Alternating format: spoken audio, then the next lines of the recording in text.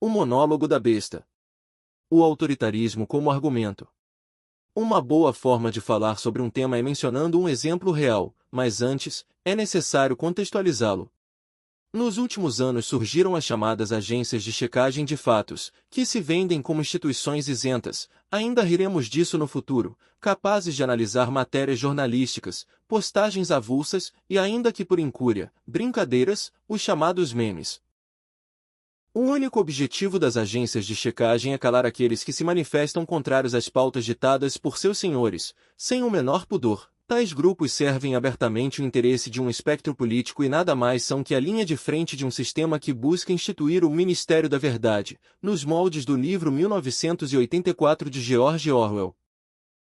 Controlando as informações, acreditando que isso é o suficiente para moldar a verdade, os senhores que, encastelados, controlam o mundo nunca sentiram que suas narrativas poderiam ser derrubadas com a apresentação de argumentos mais verossímeis. Por isso, banqueteavam-se confortavelmente enquanto atiravam migalhas aos que lhes serviam, vassalos que, gratos pelo quinhão que lhes era dado, não se faziam rogados em espalhar desinformações para aprisionar a consciências dos demais, inclusive difamando qualquer um que buscasse libertar-se ou, ainda pior, levar a liberdade a outros.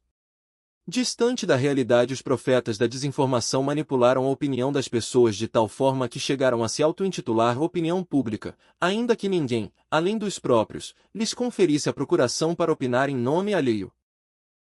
Até que surgiu a descentralização da informação, as mídias com conteúdo autônomos, estas que também serviam como forma de propagar ainda mais as agendas, pois tinham a capacidade de quebrar o monopólio de determinados veículos, tirando-lhes o poder de barganha.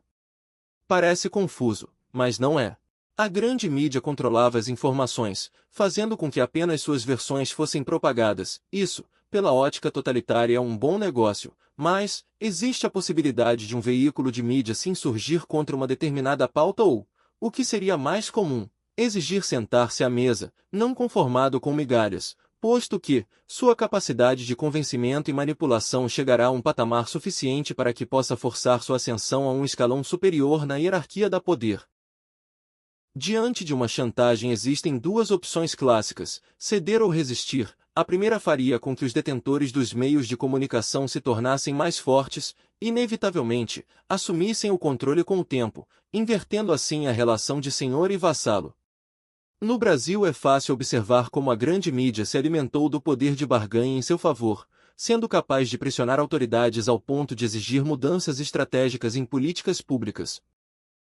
O grupo socialista que mais ocupou espaços no governo nas últimas décadas chega a acreditar sua derrocada ao fato de não ter controlado a mídia, deixando evidente que ser refém de um grande grupo de imprensa e ter de lidar com a informação descentralizada foi, sem dúvida, seu maior obstáculo na busca pela hegemonia e, por conseguinte, o controle social e a implantação de uma ditadura.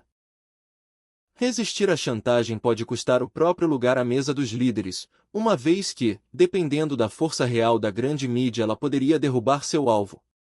Poder-se-ia afirmar que seria a realidade do Brasil atual, se não pelo surgimento de vozes independentes que se opõem aos que outrora controlavam o acesso e distorciam as informações.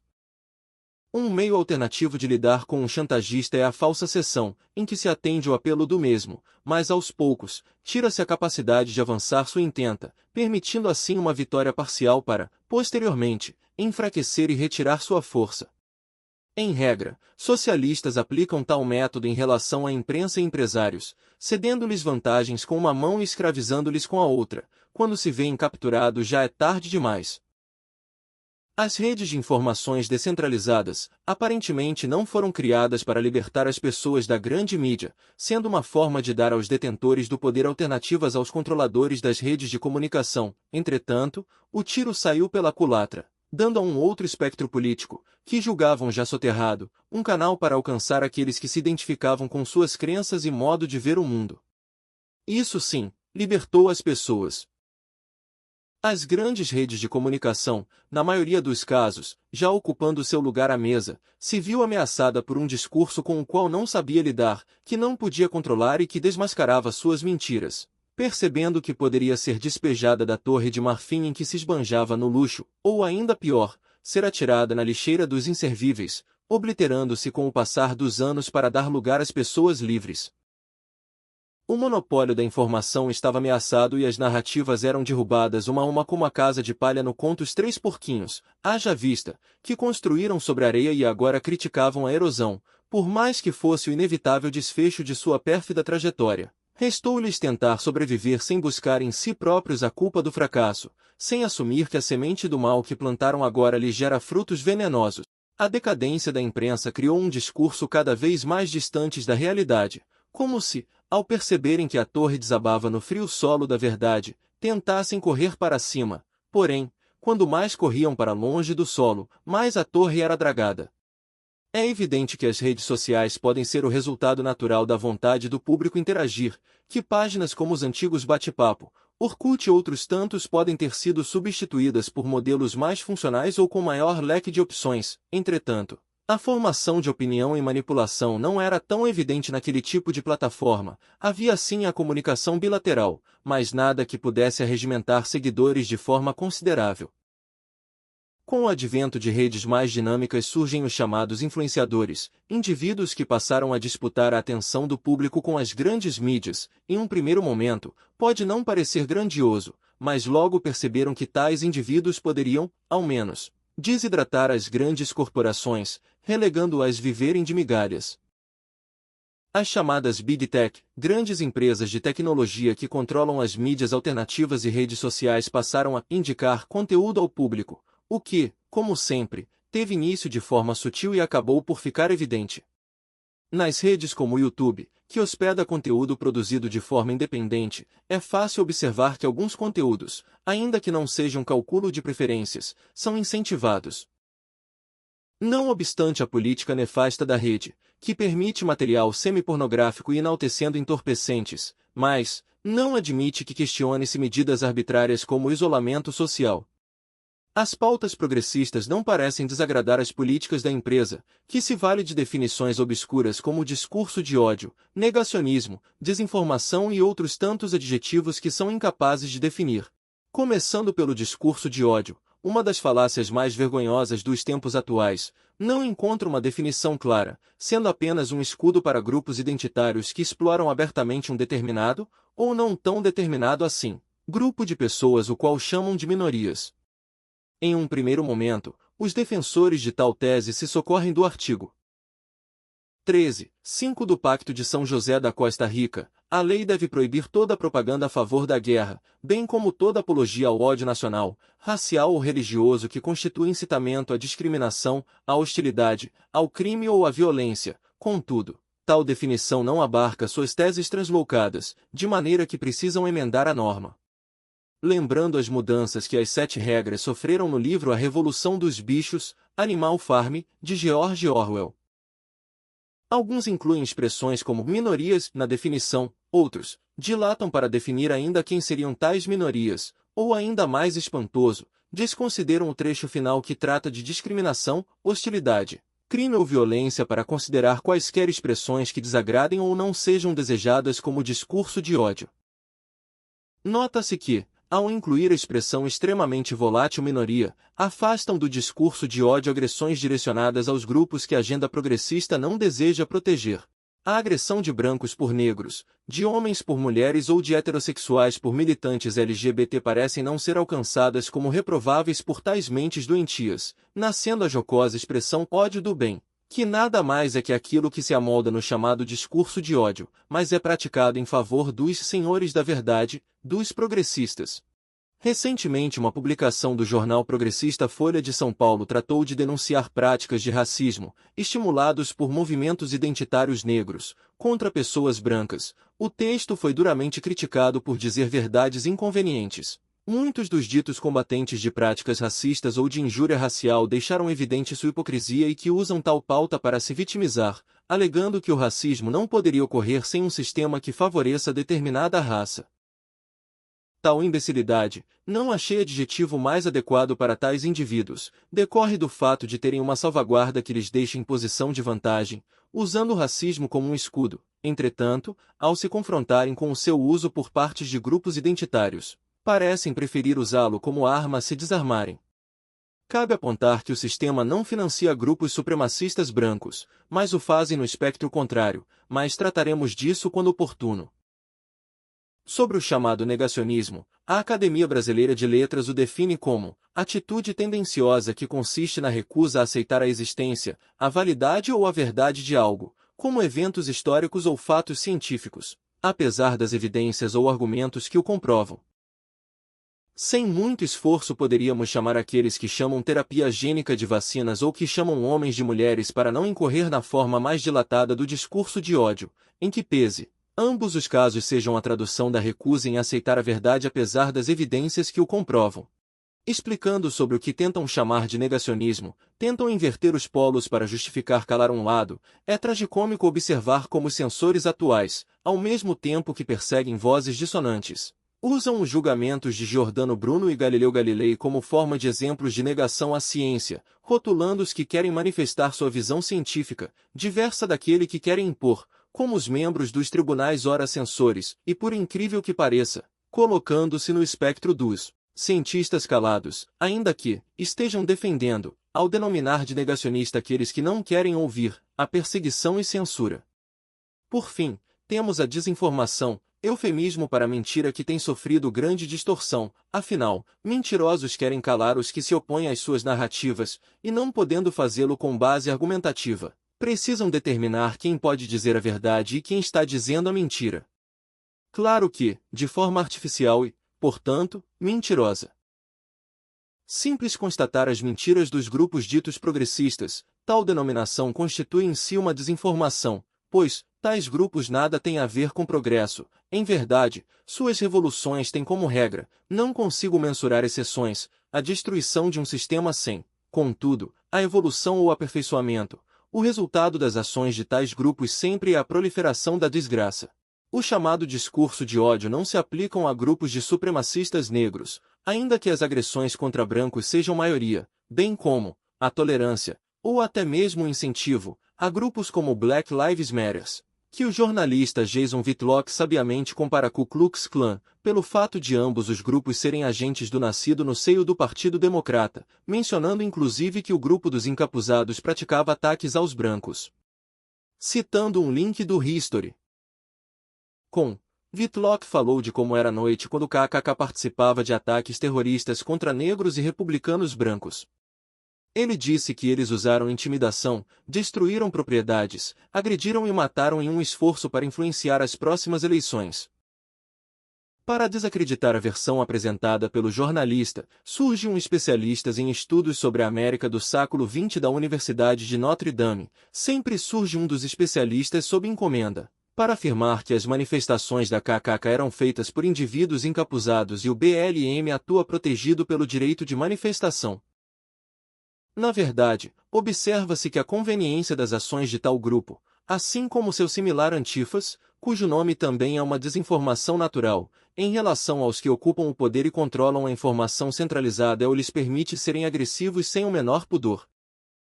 Membros dos Antifas e do Black Lives Matter são tão agressivos quanto qualquer bloco da esquerda, braços armados dispostos a atacar qualquer um que se opõe às suas pautas ou lhes digam verdades que não se dispõem a enfrentar, mas estariam protegidos pelo direito de manifestação, ainda quando impedem pessoas de adentrar em uma igreja, ou seriam criminosos protegidos pelo sistema a qual servem. Façamos uma comparação entre o narcotráfico brasileiro e o venezuelano, o primeiro composto por grupos violentos de guerrilhas marxistas armadas que são considerados criminosos pelo Estado, ainda que exista uma flagrante leniência do sistema. Por outro lado, na Venezuela, grupos com comportamentos idênticos parecem ser ignorados, ou protegidos, pela ditadura local. Não é preciso cruzar as fronteiras para ver criminosos, literalmente, desfilando diante da população, basta assistir o maior festival que ocorre na capital fluminense e fica nítido como a conveniência pode criar os piores tipos de experiência. Ignoram também a violência praticada por ditaduras, com a da China contra cristãos ou muçulmanos, o que se enquadra no texto que serve como base para definir o que seria discurso de ódio, sem as adições dos militantes. Em relação aos chamados negacionistas, podemos ver a desinformação ainda mais grave quando tentam impor narrativas de forma unilateral, tentando até mesmo criminalizar a verdade. O melhor exemplo é a ideia de quem, reconhecendo um fato, atribui o gênero biológico a outrem, mas é acusado como se estivesse cometendo um crime, por não satisfazer a vontade do destinatário da informação. A mais alta Corte de Justiça do Brasil, que se impõe pela força, uma vez que já caiu em total descrédito, referenda, ainda que indiretamente, discursos distópicos como a inexistência de racismo contra determinadas pessoas, baseando-se na desinformação que existe uma via natural do racismo e que ir em sentido contrário seria racismo reverso. A capacidade de controlar grupos, especialmente os identitários, torna-se evidente quando os indivíduos de tais grupos assimilam de forma inconsciente as narrativas como verdades. O duplo pensamento parece cada vez mais regra, sendo a lógica a exceção. De defensores da democracia que amam ditaduras e as veem como solução dos problemas, as feministas que defendem homens estabelecendo marcas no esporte feminino, que lutam por vagões exclusivos para mulheres e, ao mesmo tempo, que homens possam adentrar em banheiros antes reservados ao sexo feminino. O evidente choque de narrativas, como dito, mentiras não se encaixam, desnuda por completo a tirania daqueles que manobram as ditas minorias para que sirvam como instrumentos de sua intenta. Define-se idiota útil como pessoas que desconhecem a causa pela qual lutam, agregando apenas no crescimento do volume de apoiadores da ideia, ao invés de agregar no desenvolvimento prático e conceitual do movimento. E como bem apontava o, já saudoso, Olavo de Carvalho, o idiota útil, por definição, é idiota demais para saber que é útil e quem o utiliza. O termo idiota útil não foi criado pelo nefasto revolucionário Vladimir Lenin, sendo a definição posteriormente estabelecida para indicar aqueles que o regime socialista, por ele implantado, usava para difundir as narrativas da propaganda comunista. Pessoas que assumiram o duplo pensar como estratégia de comunicação, ignorando verdades inconvenientes e disseminando desinformações conforme a agenda socialista. Estas figuras existem até hoje, são usadas por grupos globalistas para cativar as minorias, sendo os líderes ou vozes de grupos identitários. Seria fácil demais se todos sucumbissem irracionalmente às narrativas progressistas, mas alguns não se deixam levar por informações imprecisas e questionam como ideias incompatíveis coexistem sem guardar quaisquer relações com a realidade. Estes questionadores, outrora chamados de teóricos da conspiração e atualmente taxados de negacionistas, enfrentam os tribunais do Ministério da Verdade, opondo-se às suas versões, derrubando narrativas. Diante da ascensão da informação descentralizada, buscou-se inocular as redes com influenciadores que nada mais são que idiotas úteis, de imitadores de focas aos que fazem apelo à lasciva e à ganância do espectador. Todavia, surgiram influenciadores dispostos a tratar de temas sérios, expondo assim atitudes autoritárias, a manipulação das massas e visões que poderiam se contrapor às teorias antinaturais dos poderosos. É nítido como aqueles que falsamente dizem lutar por igualdade e contra a dominação estão sendo abertamente apoiados, melhor dizer guiados, justamente pelos mais poderosos. Somente um tolo não percebe que as grandes corporações, a máfia estatal, o crime organizado e a mídia centralizada está explicitamente ligada ao lado que diz proteger minorias desfavorecidas, dando-lhes migalhas para que, literalmente, avancem como cães em seus pares toda vez que tentam se libertar. As mídias alternativas, cujo conteúdo é produzido de forma independente, deu lugar aos que não podiam se manifestar nas grandes redes. Concomitantemente, enquanto as corporações que administram as redes, chamadas Big Techs, cresciam em influência e poder, emergiam vozes dissonantes do pensamento hegemônico, seria a derrocada do controle social através da cultura. Para a grande mídia tradicional era o prenúncio do fim, para as Big Techs era um grande negócio que custava caro demais, posto que a liberdade não tem preço, levando a concluir que, a contrário senso, controlar a liberdade também não teria. As chamadas Big Techs não querem a liberdade dos produtores de conteúdo, em regra, seu principal ativo são os dados que acumulam. Servem mais como captadoras de informações para o mercado, ou para governos, que uma porta para a liberdade. Por tal razão criaram as chamadas políticas das plataformas que são tendenciosamente progressistas, de maneira que, lhes é permitido, alegando que o intuito é garantir pluralidade, como no caso do Facebook que alega em suas políticas que, Para garantir que todas as vozes sejam valorizadas, criamos com muito cuidado políticas que incluem diferentes pontos de vista e crenças, em especial de pessoas e comunidades que possam ser ignoradas ou marginalizadas. Para quem acompanha tal rede, o texto se parece mais como uma ironia. Nada disso adianta, pois, como sabido, a rejeição às chamadas políticas das plataformas é imensa, é natural que o indivíduo crie repulsa a uma mentira escancarada. O próprio dono do Facebook já se viu questionado pelo Senado dos Estados Unidos, cabendo questionar se é aceitável que um indivíduo que, ao ser acusado de vazar dados apenas se desculpa, pode ser considerado um garantidor de liberdades, capaz de arbitrar quem pode ou não definir o que é verdade. A plataforma é constantemente acusada de perseguir postagens de conservadores, o que é um fato, pois permite anúncios ofensivos do especial de Natal de um grupo humorístico, mais vedos desta revista. Não se pode afirmar que o Facebook tenha compromisso com nada além de pautas progressistas, de maneira que está disposto a censurar indiscriminadamente, o que deveria ser temido também pelos defensores de tais pautas, pois, como já mencionado, quando houver um choque, a mira do censor poderá se voltar aos que com ele caminham. No afã de controlar aquilo que pode ser dito, ou mesmo, de permitir o acesso a conteúdo tendencioso ou sem direcionamento político, aqueles que controlavam as informações, ao ponto de se intitularem como a opinião pública, viram-se desacreditados, e, não sendo capazes de sustentar suas narrativas, buscaram, como uma besta abissal, reagir a ataques.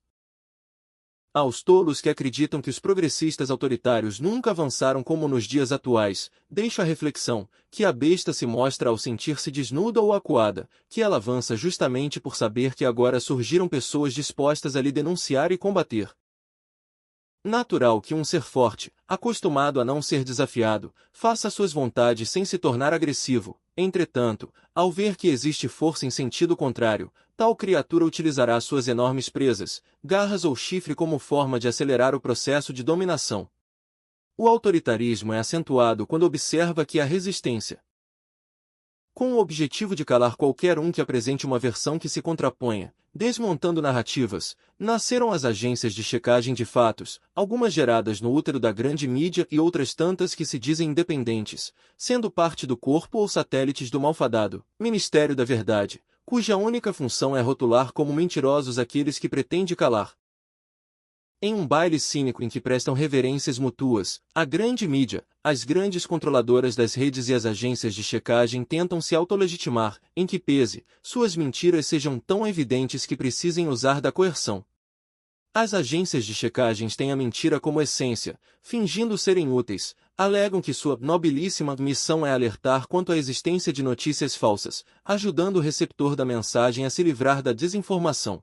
Na verdade, agências de checagem de fatos, além de tendenciosas, valem-se constantemente de ilações, de uma resposta inexata e, em regra, não permitem o contraponto à sua versão. Se dizem constantemente atacadas pelos disseminadores de desinformação, mas não se furtam de tons agressivos ou confundir o leitor através da chamada. A propósito, o que eles chamam de agressão é tão somente questionar sua imparcialidade, competência ou legitimidade. Acreditam que chamar alguém de mentiroso, ainda que não seja, é um direito e não ofende, mas que, questionar uma agência com comportamento mais que dúbio é uma agressão. Alega a agência Lupa que, para atuar neste modelo de jornalismo, com certificação internacional, é crucial ser absolutamente transparente e estar aberto a críticas, e aperfeiçoar sempre os sistemas de correção, uma desinformação. A tal agência sequer permite comentários em suas checagens, impedindo assim ser desmentida em seu próprio espaço. Seu parceiro de mentiras, o Facebook, acredita que sua imparcialidade é atestada por instituição internacional denominada International Fact-Checking Network, IFCN, que pertence ao grupo Poitier, mídia tradicional legitimando as agências de checagem, que tem entre seus diversos colaboradores a Fundação Gil Foundation, que nada mais é que uma fundação focada no ativismo LGBT, ou seja, tem uma clara pauta política. Como se não pudesse ser mais vexatório, tais agências checam brincadeiras, os chamados memes, para aumentar seu repertório, mas ignoram questões notórias, como reportagem em que o Grupo Globo, através do G1, notícia que um deputado federal teria gasto dinheiro público com fotos em um país do Oriente Médio, sendo que, a própria matéria traz a informação tímida que o parlamentar teria usado recursos próprios. Não houve uma checagem para, ao menos, definir como matéria enganosa. Nota-se que o G1 tem sua própria agência de checagens. Recentemente a revista Oeste e a agência de checagem aos fatos se envolveram em uma lide em razão da primeira, que deixa aberto espaço para comentários, ter apontado a problemática por trás das agências que, na verdade, prestam-se como instrumento para que as Big Techs e a mídia tradicional possam censurar e retirar de circulação quaisquer argumentos que considerem indesejados, comparando-as ao STF. Abre-se um parêntese para relembrar, com estranheza, como a grande mídia não parece ter se incomodado ao ver a flagrante perseguição ao jornalista, o qual chamam de blogueiro para marginalizá-lo, Alan dos Santos, bem como as ações, no mínimo, questionáveis da Justiça Eleitoral em face de canais independentes, retirando-lhes até mesmo a receita. Em defesa da agência de checagem aos fatos, surge um texto, melodramático e até caricato em que o autor acusa a revista Oeste de ser parcial e por isso não poder trazer a verdade, uma vez que sua premissa seria enviesada. Parece que esqueceu de mencionar que as mídias que se auto-intitulam imparciais declaram, em pouquíssimas linhas, sua posição extremamente progressista. Pode ser que o articulista vê jornais como o Globo, Folha de São Paulo, Estadão e, até mesmo, a revista Cult, da qual integra os quadros, como imparciais. As agências de checagem poderiam tratar como mentirosos aqueles que rotulam o presidente da República como fascista, sem ao menos definir o que seria o asqueroso adjetivo, bem como, poderiam checar o uso da desinformação quando distorcida a expressão genocida. Ambos os casos não se resumem a mentiras, mas calúnias. A cegueira cometeu tais agências em relação às postagens do Instituto Butantan, em abril do ano passado, quando publicou "O Butantan esclarece que não será necessária uma terceira dose da vacina contra a Covid-19". Afirmar isso é disseminar fake news. A Coronavac é segura e eficaz após o ciclo de 2 doses e mais 15 dias, conforme apontam vários estudos. O Instituto tenta se justificar trazendo uma definição técnica que distingue terceira dose da chamada dose de reforço, informação que não explica como alguns países estão na quarta dose, ou talvez prefiram chamar de segunda dose de reforço, uma vez que, no estado de São Paulo já havia mistura de vacinas na segunda dose. A ciência volátil estaria do lado de tal instituto, mas perseguir médicos parece razoável, cada fator é checado com altíssimo rigor, mais do que isso, há uma leve distorção dos fatos, como, no exemplo em que apontam que um dos inventores da tecnologia mRNA, Dr. Robert Malone, teria disseminado desinformação, usando especialistas que não tiveram o mesmo contato do referido profissional com a tecnologia e sem facultar ao mesmo a defesa de sua tese. As agências não só ignoram algumas notícias eivadas de desinformações, como colaboram com estas. Vide o caso da mentira acerca de 2 parlamentares, que durante a campanha foram acusados de danificar uma placa que homenageava uma vereadora assassinada, o que é nitidamente uma mentira, posto que tal placa fora colocada ao arrepio da lei sobre outra que já fazia homenagem póstuma, desrespeitando tanto a homenagem pré-existente quanto as regras. Além de não desmentir a acusação, uma agência de checagem reafirma que os candidatos à época teriam quebrado a placa de homenagem, em que pese, uma leitura mais atenciosa aponte que não se tratava de uma placa fixada conforme a legislação. Em relação à pandemia, os grandes veículos de comunicação criaram o chamado consórcio de mídia para acompanhar as notícias sobre o Covid, alegando que as informações do governo federal acerca das mortes não seriam confiáveis, de forma que obtinham seus números das secretarias de saúde estaduais, desconsiderando que tais poderiam também emitir números com erros, especialmente devido aos escândalos envolvendo as gestões regionais, como o caso do consórcio Nordeste e o gasto com jardinagem em um estado do Sudeste do país. Mas o consórcio de mídia, o qual merece o nome mais adequado de Conluio de Mídia, baseou suas informações nos entes federativos que julgou serem mais confiáveis para criar sua hegemonia de notícias, quanto imparcialidade e busca pela verdade. A única explicação para tal consórcio é que as notícias sejam preconcebidas para que não gerem atritos entre si, daí a necessidade de calar as fontes que não se associaram ao grupo, uma verdadeira máfia da informação. Somente um tolo acreditaria que tal união tem como objetivo buscar a verdade e não calar quem pense diferente.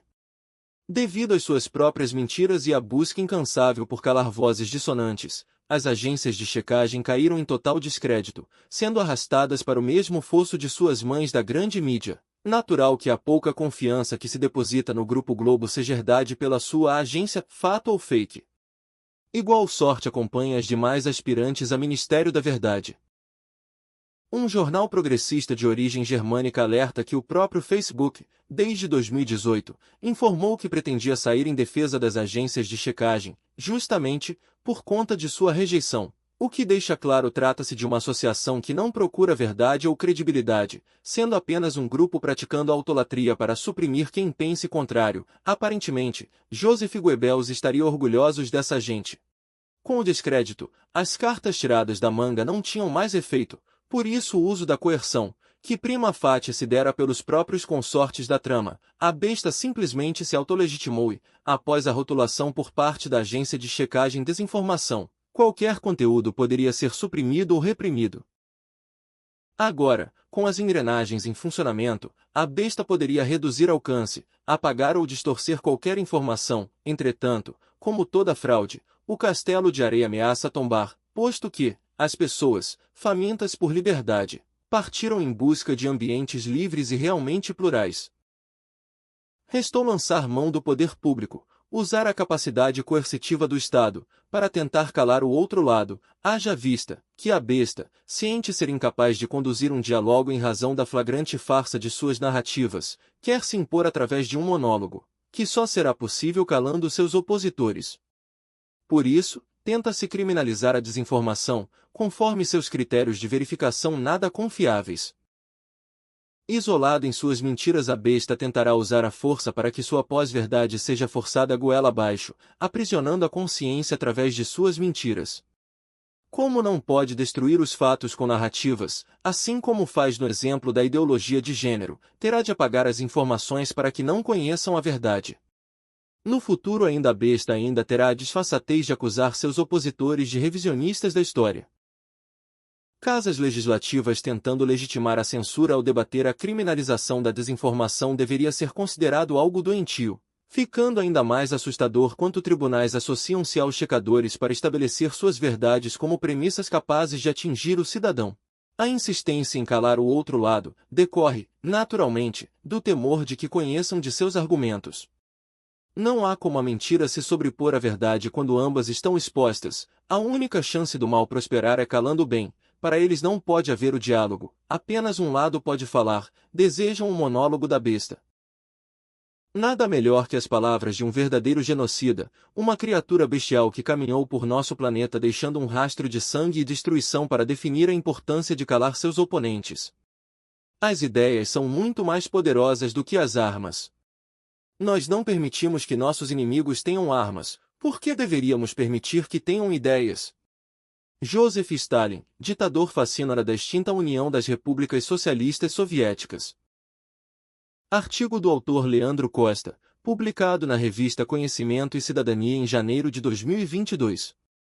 Curta, comente e compartilhe esse vídeo.